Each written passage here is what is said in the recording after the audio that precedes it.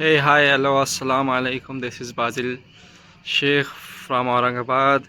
और अभी चालू है, देखिए, इलेक्शन परेड 2024 एमएलएस के एमएलए इलेक्शन परेड चालू है। और मेरे घर के बैक साइड में एमजीएम गोल्फ क्लब है। तो इस गोल्फ क्लब में जो है, तो अभी सुनने में आया है कि इम्तियाज़ जलील साहब, प्रदीप जायसवाल साहब और कुछ कांग्रेस लीडर, शिंदे गठ के, बीजेपी से जो है, तो सभी पार्टीज़ के कुछ लीडर्स को बुलाया जा रहा है। बताया जा रहा है कि डिबेट है। ऐड देखा मैं। और शाम में 7 बजे डिबेट है अभी थोड़ी देर में। तो आज तक और इंडिया टुडे, ये दोनों ही इस डिबेट को कवर करने वाले हैं। और हम भी उस डिबेट में फ़र्स्ट टाइम मैं जो है, तो लाइव अटेंड करने वाला हूँ। सो देखते हैं कैसा होगा कैसा नहीं। ये अपना फ़र्स्ट टाइम है, वहाँ रिकॉर्ड करना है मुझे। अगर वो रिकॉर्ड करने देते हैं, यानी सवाल भी करने को सोच रहा हूँ, सवाल भी पूछ लूँ, बट पब्लिक तो बहुत जाती हुई दिख रही है बॉस। सो मैं आपको बताता हूँ, गोल्फ क्लब लाइटिंग तो वहाँ यहाँ से अपने घर के ऊपर से समझ में नहीं आएगा इतना भी, और फिर भी आपको बता देता हूँ।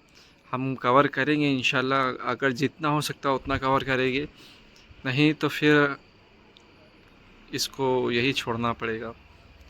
हाँ, लेकिन जो मज़ा आ रहा है अभी इलेक्शन पीरियड में, बहुत बहुत धुआंधार मज़ा आ रहा है। मतलब पूरी खिचड़ी पकी हुई है ईस्ट में। तो इतने मुस्लिम कैंडिडेट्स खड़े हुए हैं, पता नहीं किसे जिताना चाह रहे हैं।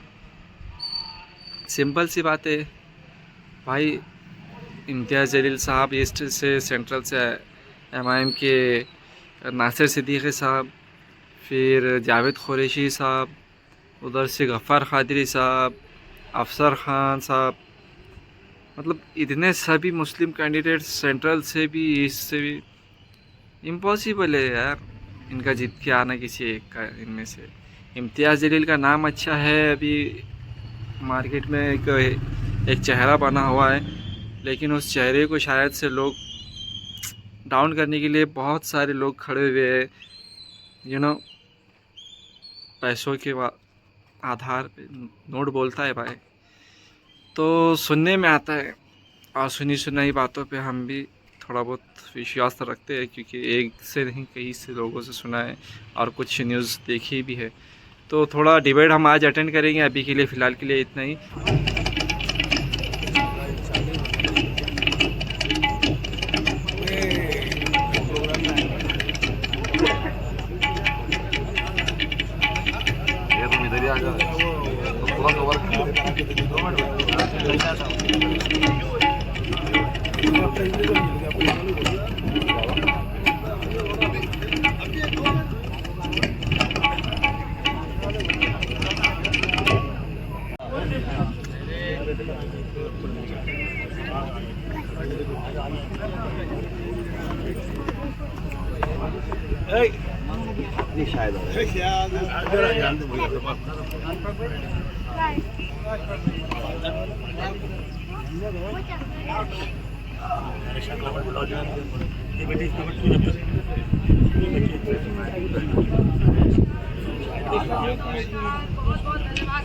शायद कितने लोग सवाल पूछेंगे?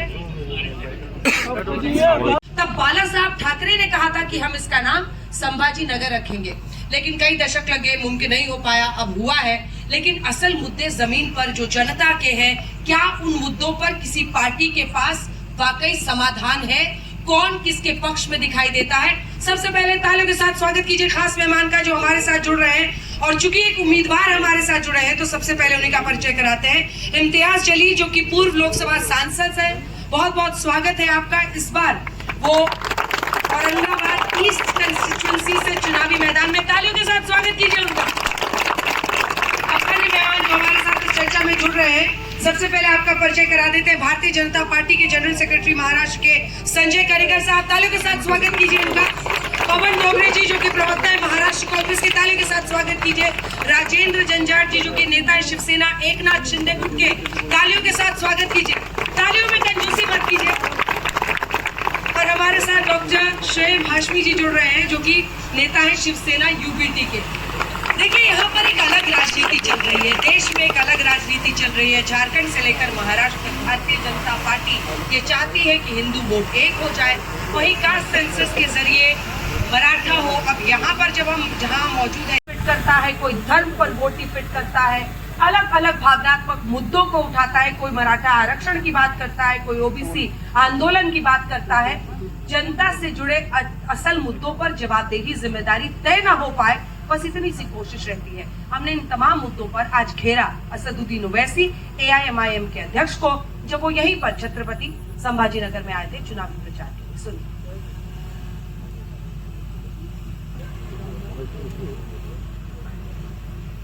चुनकर जहां जहां ज्यादा मुस्लिम आबादी है, चुनावी मैदान में आप उतरते हैं। आपने देखिए, ये सच है कि लंबे वक्त तक सेना का ये गढ़ था।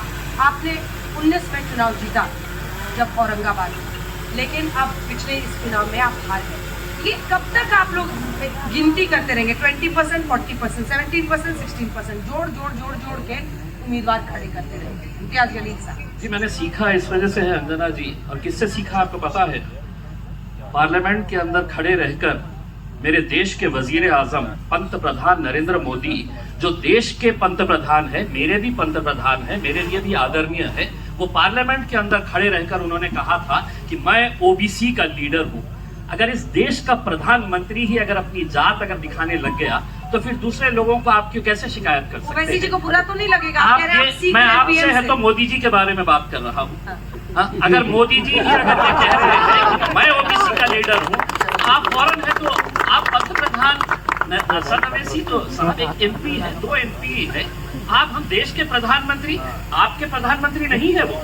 क्या एक जाति के प्रधान है? पहले तो हम दो, हमारे 2 था, आप 2 थे सांसद और 2 विधायक, अब तो एक रहेगा। एक काफी होता है, जंगल में शेर काफी होते हैं। भारतीय जनता पार्टी की तरफ से जवाब दीजिए। वो कह रहे जंगल में एक शेर काफी होता है। देखिए, यहाँ पर आकर अगर देवेंद्र फडणवीस कहते हैं सुनो ओवैसी, छत्रपति संभाजी नगर का नाम किसी का बाप भी पैदा हो तो नहीं कर सकता है औरंगाबाद। हम वोट जिहाद का जवाब धर्म युद्ध से देंगे। इसका क्या? ये सही बात किया है, क्योंकि जो स्वर्गीय बाला साहब ठाकरे जी ने कहा था कि इस औरंगाबाद का नाम संभाजी नगर हम रखेंगे, तो वो काम देवेंद्र जी फडणवीस उन्होंने मुख्यमंत्री रहते समय करके बताया, और ये आस्था है संभाजी नगर वालों की, और उन्होंने जो महाराष्ट्र को चाहिए था वो उन्होंने करके बताया। चलिए, अब आप मोर्चा संभालिए। कांग्रेस पार्टी यहाँ पर कहाँ खड़ी है? ये जो लड़ाई पूरी दिख रही है, और देखिए ट्रेडिशनली आप विधानसभा की सीटों को देखें तो ये NDA का ही गढ़ रहा है। विधानसभा में ज्यादातर इन्हीं के विधायक बनते हैं। आप लोग कर क्या रहे हैं? महाराष्ट्र की एक छोटी सी बात जो अभी, अब आप मोर्चा संभालिए। अंजना जी, यहाँ जो बात की जा रही है, मुझे ज्यादा मजा इस बात में आएगा कि नफरत वाली राजनीति पर मैं बात करूं। जिस तरह मोदी जी हिंदुस्तान में नफरत फैलाते हैं, उसी तरह ओवैसी जी आकर यहाँ हमारे शहर में नफरत फैलाते हैं। सबसे बुरी चीज हमें ये लगती है, नफरत की राजनीति खत्म करना होगी, बिकॉज ये लोग जो है एक सांसद के साथ इस देश में ना हुकूमत कर सकते हैं, ना कोई पॉलिसी बना सकते हैं। आज तक इनका कोई विजन भी नहीं है, इसलिए ये शेर शेरनी हा हू वाली बातें करते हैं। आप इनकी स्पीचेस देखिएगा, ये स्पीचेस में डेवलपमेंट के बजाय नान खलिया खिलाते हैं। इनकी बातों में होगा योगी नान खलिया खाएगा, ये डेवलपमेंट की बात नहीं है, बहुत शर्म की बात है। ना खुदा, जिनकी तरफ आप बोलते रहते हैं वही आपको धिक्कारते हैं। आप ही ने चिट्ठी लिखी थी ना नाना पटोले को, और चाहते थे आप उद्धव साहब को कि हमें भी शामिल करो महाविकास अघाड़ी। उद्धव साहब को मैंने कभी लेटर नहीं पटोले जी को, उद्धव साहब को नहीं लिखा था, कांग्रेस को और एनसीपी को लिखा था, और उनसे ये कहा था कि वोट चाहिए, हमारे लीडर नहीं बनाना चाहते हैं किसी को, कुर्सी पे खुद ही बैठेंगे और हम है शतरंजियां उठाना, कब तक उठाएंगे करके उसमें, लेकिन नहीं सुने। लेकिन मेरा ये कहना है कि अभी हमारे जो शिवसेना के जो नेता है, जो पतंग है ना सर, ये पतंग फंसता रहता है चारों तरफ। अरे आप 23 तारीख के दिन देखिएगा, आसमान के अंदर से पतंग ही पतंग नजर आने वाला है, बाकी तो सब जमीन में खेलने वाले हैं उसमें। और अगर यहाँ पे अगर लोगों को कांग्रेस वाले माइक उठाए नीचे रख दिए, कुछ बोलना चाह रहे थे आपको? खैर, मैं बोलना चाह रहा कि जनता ये डिसीजन बहुत जल्द बताएगी, ठीक है, और महाविकास अघाड़ी को ही लाएगी। सवाल पूछना चाहता है, आप पूछेंगे? हमें शहर का नाम चेंज करना ये नहीं चाहिए था, नहीं चाहिए, क्योंकि हमें पानी चाहिए। हमें उनकी सिक्योरिटी चाहिए, हमें पानी चाहिए, हमें यहाँ के लड़कियों को, यहाँ के स्टूडेंट को अच्छा एजुकेशन चाहिए। जवाब दीजिए, जवाब दीजिए। जिस बात पर आप पीठ थपथपा रहे थे उसी पर पहला सवाल। मैडम ये दोनों भी मिलकर उनको देशद्रोही करार कर देंगे उसमें। ये दोनों सर्टिफिकेट लेके बैठे रहे हैं, देशभक्त और देशद्रोही। इन्होंने अपने दिल की बात कही, ये दोनों सर्टिफिकेट जारी कर देंगे। भाई, चिंता करायचं नाही। अरे भाई, तुम्ही 1500 अरे रुपये भाई, लाडली बहन नहीं अरे आहे, भाई, लाडली बहन आहे तुम्ही, आम्ही मेरे आहे को क्वेश्चन तुमच्यासोबत। क्या सुनो, अब मेरे को बात करने दो। तुम भी पानी पे नहीं बात कर रहे यार, उनको पानी की बात चल रही है, तुमने पानी के बात ये कर दिए उनकी। मैं एक बात बोलता हूँ, इस छत्रपति ये यहाँ की 1680 करोड़ की योजना संभाजी नगर में लाने वाले ये भारतीय महायुति की सरकार है, और उन्होंने लाए। जब कोर्ट ने बोला था तो सरकार ने ये उठाया है अंजना जी, ये शहर को पानी कब के मिल गया होता। ये पानी का ठेका एक प्राइवेट कंपनी को ये दोनों मिलके देना चाह रहे थे, जिसका नाम था समांतर। ये समांतर किसकी कंपनी है, इनसे पूछे। भारतीय जनता पार्टी के राज्यसभा के एमपी सुभाष चंद्र गोयल की कंपनी थी, जो हमारे शहर का पानी का ठेका ये दोनों 20 साल के लिए दे रहे थे, क्योंकि 20 साल इनको है तो मलाई मिलने वाली थी। आपने बोला कि मैं एक शेर हूँ, मतलब जंगल का राजा हूँ। नहीं, ओवैसी जी के लिए पढ़ाई करते रहते हैं। हाँ, लेकिन शेर तो छोटे मोटे जानवर को खाता है, क्या आप प्रजा को खाते हो क्या? मतलब प्रजा से छीनते हो। मैं एक शेतकरी कन्या हूँ, मतलब एक शेतकरी की मुलगी हूँ। आज मैं मेरे खेत 3 एकड़ खेती है, उसमें 20 क्विंटल सोयाबीन निकली है, और सोयाबीन बस 3000 रुपए में जाती है। आज मेरी कॉलेज की फीस बोली तो 80,000 और हॉस्टल की फीस बोले तो 70,000, और सारे मिलकर 60,000 रुपए होता है। मतलब इनकम मेरे घर का 60,000 होता है, लेकिन मतलब मेरे पापा कहाँ से बढ़ाएंगे? मेरा ये सवाल है। जवाब दीजिए, जवाब दीजिए। और जो सरकारी मूल्य आपने तय किया वो भी बता दीजिएगा।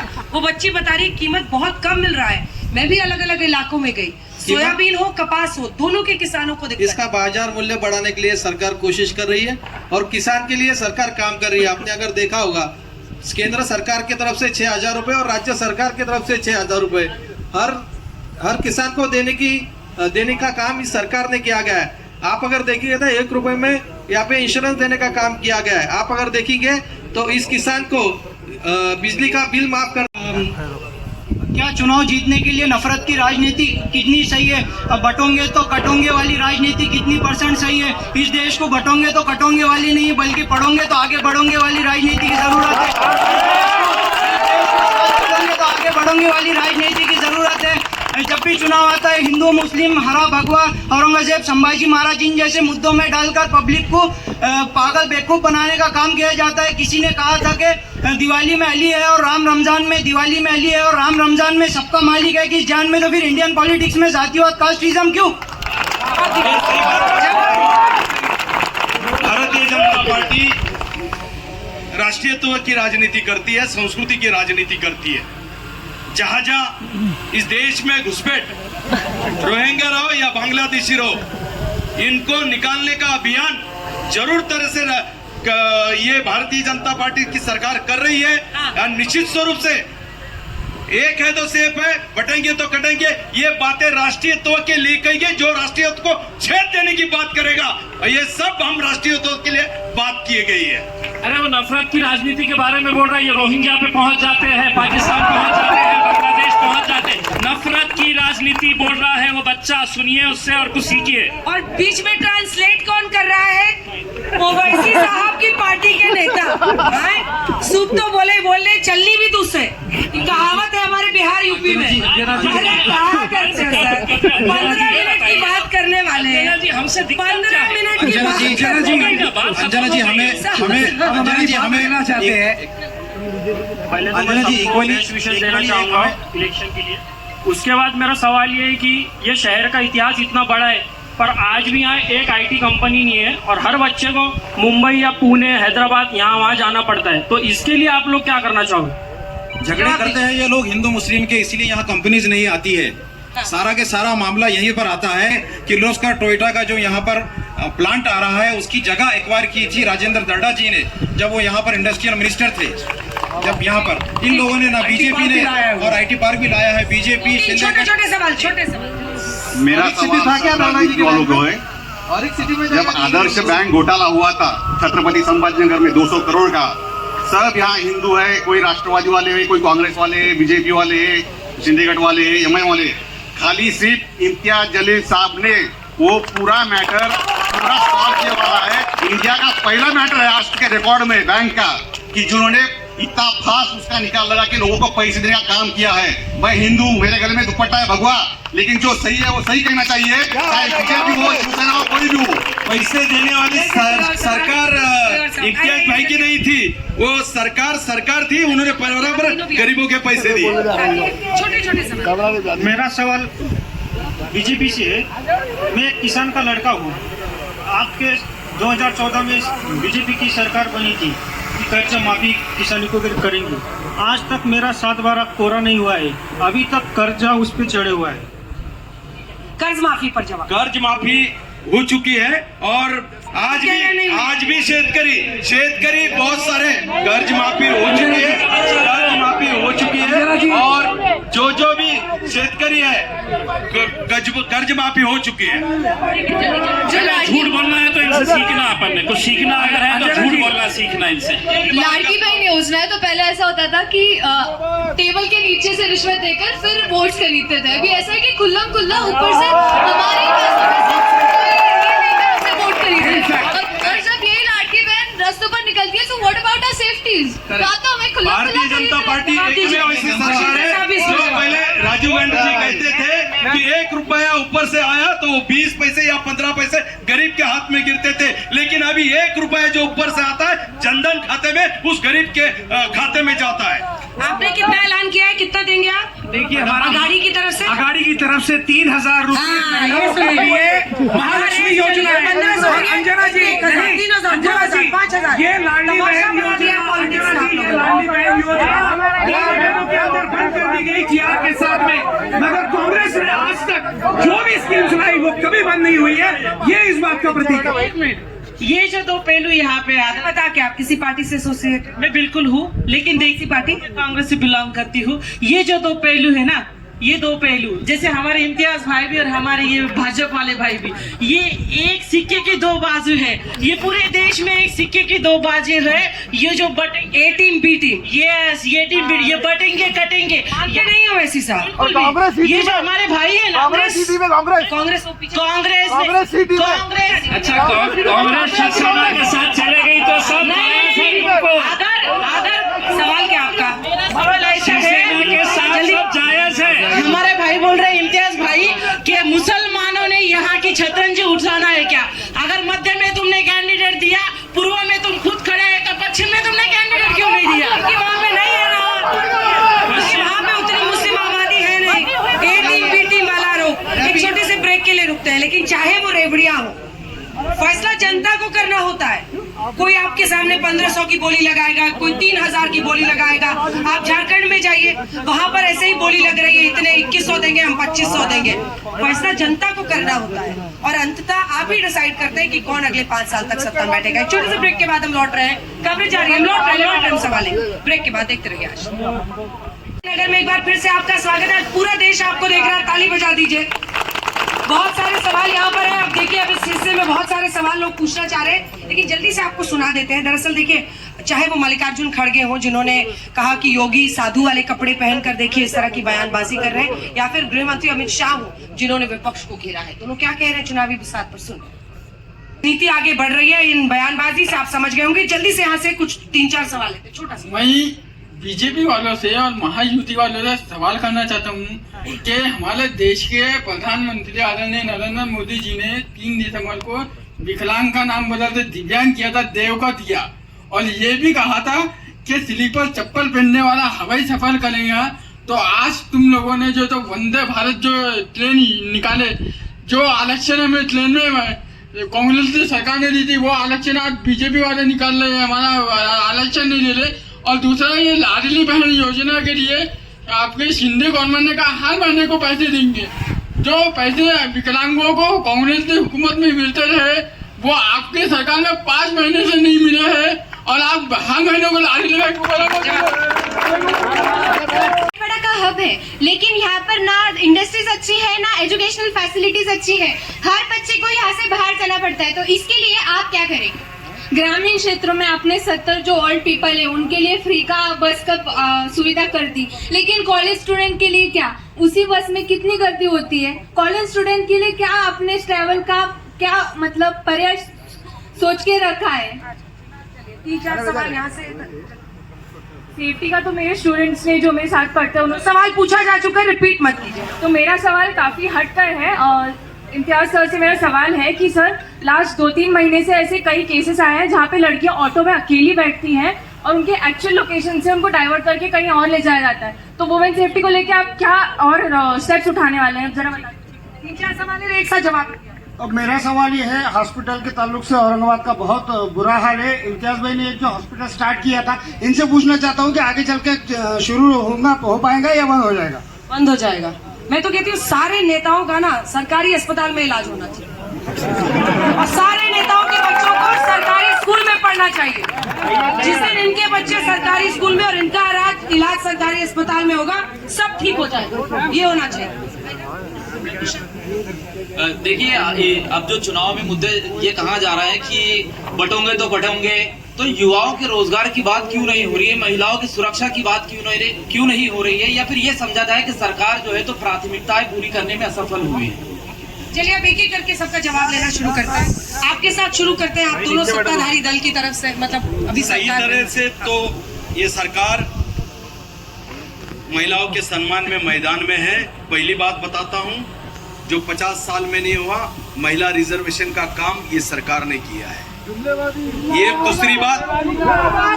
दूसरी बात जो महिलाओं के लिए जितने भी आरोग्य के हो, शैक्षणिक हो, महाराष्ट्र की तरफ से हो, केंद्र सरकार के हो तरफ से हो, विविध योजनाएं जितने 50 साल में नहीं हुई उतनी योजनाएं, और इसलिए योजना महिला उद्योगिनी योजनाएं, लेक लाड़की योजना, सौर्ण योजना, ऐसे कई योजनाएं। पहले 50 साल में पहले अखबार खोलते ही भ्रष्टाचार पढ़ने को मिलता था, आज अखबार खोले तो पहले इसमें योजना पढ़ने को मिलती है। इतनी सरकार काम कर रही है और सुरक्षा की दृष्टि से भी सरकार ने बहुत सारी योजनाएं लाई। आप बोलिए। देखिए, कांग्रेस ने, जैसे उस बच्ची ने अभी एक सवाल उठाया है, कांग्रेस ने अभी जो योजना देने का वादा किया है 5 गारंटी के अंदर, उसमें महाराष्ट्र की हर महिला को बस में पूरे महाराष्ट्र में फ्री प्रवास ये दिया है, सिक्योरिटी के। और कर्नाटक में क्या सिखाया आपके अध्यक्ष ने? कौन से? भूल गए? जी बोलिए, याद दिलाओ। आप बोलिए। कर्नाटक में कांग्रेस पार्टी के अध्यक्ष मल्लिकार्जुन खड़गे ने क्या बोला था जब एक तरफ डीके थे, एक तरफ सिद्धारमैया थे? देखिए अंजना जी, मैं आपको एक बात बताना चाहता हूँ। अपने अध्यक्ष की बात नहीं पता। सुनिए आप, बोला क्या था पहले बताइए। कांग्रेस ने आज तक जो कहा वो किया है। कांग्रेस ने आज तक जो कहा है, क्या कहा था? खड़गे जी ने क्या कहा था? जो गारंटी आज राहुल गांधी खड़गे जी ने क्या कहा था? राहुल जी की बात क्यों नहीं करते हैं कि राहुल जी ने कहा है नफरत की राजनीति में मोहब्बत की दुकान, ये क्यों नहीं कहते? जो कहेंगे स्लिप रोड पकड़ लिया साहब ने, स्लिप रोड पकड़ लिया। खड़गे साहब ने कहा, सुनिए मैं आपको बताती हूँ, आपको पता नहीं खड़गे साहब ने क्या कहा? नहीं पता ना? मुझे लग रहा है सही में पता नहीं है। पहले तो शक था, मुझे यकीन हो गया। खड़गे साहब ने कहा कि चूंकि डीके साहब ने, जो कि डेप्यूटी चीफ मिनिस्टर और कर्नाटक में कहा ये फ्री का बस ट्रांसपोर्ट को हम कुछ दिन के लिए रोक रहे हैं, तो उन्होंने कहा प्रेस कॉन्फ्रेंस में कि वही वादा करो जो पूरा कर सको। कांग्रेस ने आज तक जो भी वादा किया है वो पूरा किया है। यहाँ तक आपको बताता हूँ, जो आज भी राशन कार्ड है कांग्रेस ने दिया।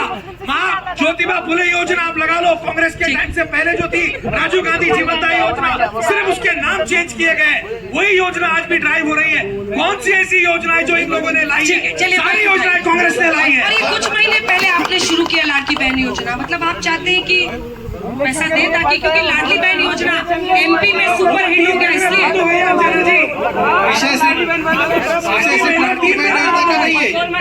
आप अगर देखेंगे तो ये देश के अंदर लड़कियों को केजी से लेके पीजी तक एजुकेशन फ्री करने वाला हमारा सरकार। आप अगर देखेंगे, तुम्हारे पावते दाखो तो आप अगर देखेंगे सही, अगर मायने में जो महिला सम्मान की बात हो रही है, जो एजुकेशन की बात मेरे भाई ने इस जगह पे की, तो जो बच्चा ग्रेजुएट है उसको स्टाइपेंड देके उसको एजुकेशन के साथ साथ। आप मेरा सवाल समझे या नहीं समझे, फिर से बताओ। मैंने क्या पूछा था, भूल गए? लड़की बहन का भूल गए? हाँ, लड़की बहन में क्या पूछा था मैंने? चुनाव के कुछ दिन पहले सवाल ही पूछा। हमारी योजनाएं, मैंने सवाल पूछा कि चुनाव के कुछ महीने पहले शुरू करते हैं, क्योंकि आपको लगा एमपी में लाडली बहन योजना चल गया, फटाफट स्कीम लॉन्च करते हैं, हम भी जीत जाएंगे। लाडली बहन योजना ये चुनाव के पहले अगर हुई होंगी तो उसके पहले भी योजना हुए, तो अगर सभी योजना चुनाव के दौर में अगर करनी रहती थी तो जितने भी योजना हमने इस सरकार की लाई वो चुनाव के टाइम करते थे ना। जल्दी से अंजना जी, 76 साल हो गए देश को आजाद होके, इनको एहसास नहीं हुआ कि हमारी लाडली बहनें हैं करके? अचानक लोकसभा के अंदर फटका क्या पड़ा, अचानक ख्याल है कि अरे ये मेरी लाडली बहन है, इसको 1500 रुपये दे के अपने को खुश करना पड़ेगा करके। हकीकत ये है कि आज महाराष्ट्र क्या ये अफोर्ड कर सकता है?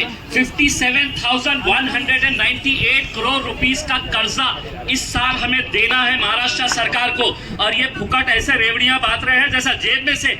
और उस दिन जब कैटवॉक कर रहे थे तीनों मुख्यमंत्री उप मुख्यमंत्री, hello hi hi hello hi, अपने जेब घर बेच के उन्हें पैसा दे रहे। मेरा और आपका ये जनता का टैक्स पेइंग का पैसा है, होर्डिंग तो अपनी ऐसी लगा रहे हैं जैसी अपनी दुकान मकान बेचकर दे रहे हैं करके। इतना मकान बेचकर आज कोई सरकार ने कोई काम नहीं किया। आखिरी सवाल, मुझे जितने इश्यूज बच्चों ने उठाए, आपका क्या जवाब? एक जवाब है गले मिल रहे हैं। अंजना जी, हॉस्पिटल के बारे में पूछा था, उस बारे में किसी ने बात नहीं किया। मैं एक मेडिकल डॉक्टर हूँ, मुझे पता है हमारे शहर में हॉस्पिटल्स की बहुत कमी है, हमारे गवर्नमेंट हॉस्पिटल में सुविधाएं नहीं है, हमारे पास के एमएलएज और एमपीज इसलिए यहाँ सुविधाएं नहीं देते हैं कि इन लोगों को फॉरेन में जाकर मुफ्त में लाखों रुपए का इलाज मिलता है, तो ये लोग गरीब लोगों की परवाह नहीं करते हैं। मुझे ऐसा लगता है कि हमारी सरकार आने पर हम पूरे महाराष्ट्र में हर गवर्नमेंट हॉस्पिटल में मेडिसिन के साथ कोरोना के टाइम आपके मुख्यमंत्री घर पे बैठे थे, कितने 202 टन गोल्ड मंगवाया अचानक, किस लिए? 202 टन गोल्ड जो लंदन में था उसको मंगाया गया, और वो भी सिर्फ 5 महीने पहले। क्यों? ये गोल्ड अपने गवर्नमेंट का रिजर्व गोल्ड था। भारतीय जनता पार्टी ने ये गोल्ड क्यों मंगाया? 202 टन गोल्ड। ये गोल्ड, ये डॉक्टर है, इनको बोलिए हॉस्पिटल चलाए करके कहाँ राजनीति के अंदर आके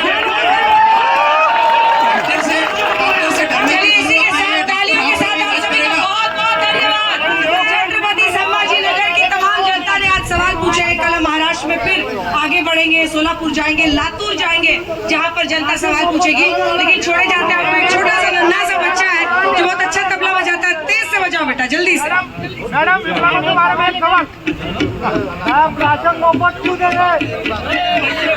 चलिए इसी के साथ देश दुनिया की बाकी खबरों के लिए देखते रहिए।